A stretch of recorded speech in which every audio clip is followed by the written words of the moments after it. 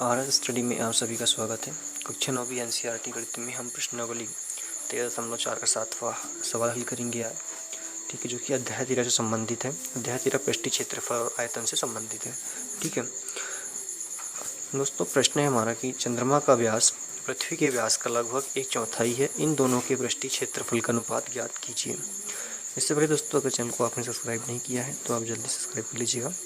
साथ ही bell icon press कर all select कीजिए। वीडियो को शेयर करें, लाइक करें और कमेंट्स करें। तो चंद्रमा और पृथ्वी दोनों गोलक ही समान है। तो इनका जो व्यास है वो पृथ्वी के मतलब चंद्रमा का जो व्यास है वो पृथ्वी का 1/4 है। तो हमें यहाँ पृथ्वी का व्यास मानना पड़ेगा। तो यहाँ पे हम मान लेते हैं, माना कि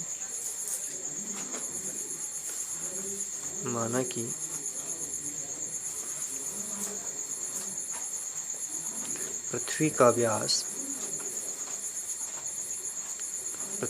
क्या है, d है। ठीक है, तो पृथ्वी का हमने व्यास मान लिया d है।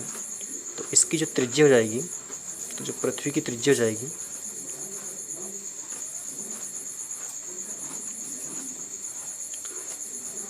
पृथ्वी की जो त्रिज्या होती है जिसको हम r से दर्शाते हैं वो क्या हो जाएगी, r जो होता है d का आधा होता है, मतलब व्यास का आधा होता है। तो d/2 हो जाएगी। अब यहाँ कहा गया है कि जो चंद्रमा का व्यास है पृथ्वी की 1/4 है। तो इसलिए जो चंद्रमा का व्यास है वो 1/4 हो जाएगा। ठीक है, इसलिए चंद्रमा का व्यास पृथ्वी के व्यास का 1/4 है। तो इसलिए चंद्रमा का व्यास क्या हो जाएगा, d के गुणा में 1/4, या फिर इसको हम लिख सकते हैं d/4। ठीक है, अब हम चंद्रमा की त्रिज्या निकाल लेते हैं। तो यहाँ पे हो जाएगी चंद्रमा की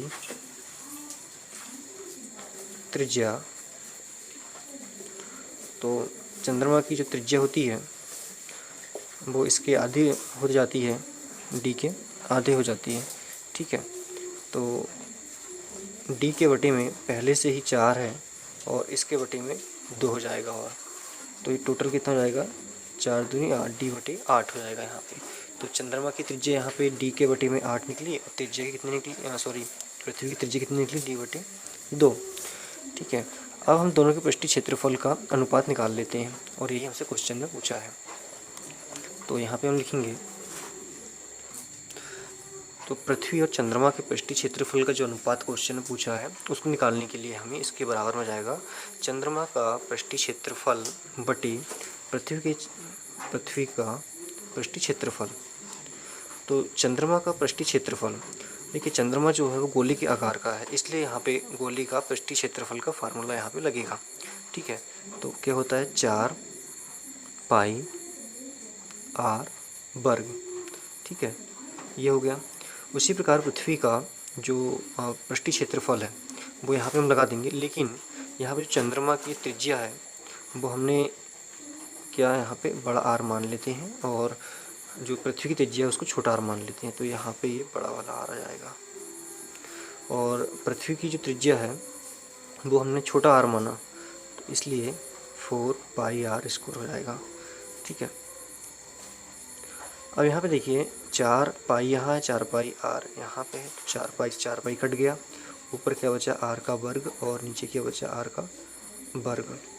तो जो r है, बड़ा वाला जो r है, इसका मान कितना है, तो बड़ा r का मान कितना है, d/8।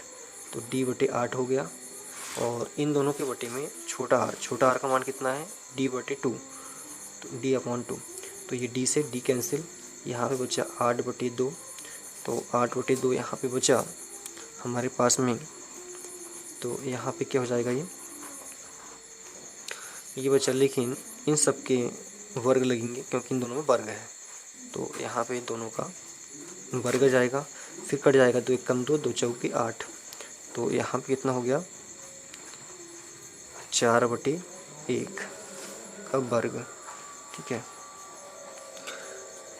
चूँकि पृथ्वी चंद्रमा से बड़ी है, पृथ्वी जो है वो चंद्रमा से बड़ी है, तो पृथ्वी का जो पृष्ठीय क्षेत्रफल का मान ऊपर आएगा, जो कि यहाँ पे 1 आया, और चंद्रमा का नीचे आएगा, और इन दोनों का वर्ग।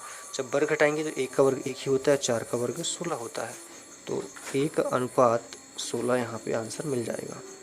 ठीक है, तो चंद्रमा और पृथ्वी का पृष्ठीय क्षेत्रफल का अनुपात कितना हो गया? 1:6, और यही हमारा उत्तर है। ठीक है, तो इसका स्क्रीनशॉट आप लेना चाहें अगर, तो यहाँ से लीजिएगा। फिर ये, धन्यवाद।